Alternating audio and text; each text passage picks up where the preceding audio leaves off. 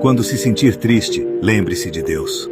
Quando estiver na solidão, lembre-se de Deus. Quando pensar em desistir, lembre-se de Deus. Quando estiver aflito, lembre-se de Deus. Seja qual for o seu momento, bom ou ruim, lembre-se de Deus. Ele é a base, o sustento e a esperança para cada um de nós.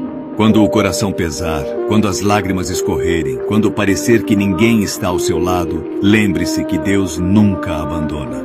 O que Ele passou, o que Jesus suportou, para que você hoje esteja aqui, não se compara com qualquer sentimento nosso. Ele sofreu, foi humilhado, rejeitado e ferido, mas permaneceu firme por amor a nós.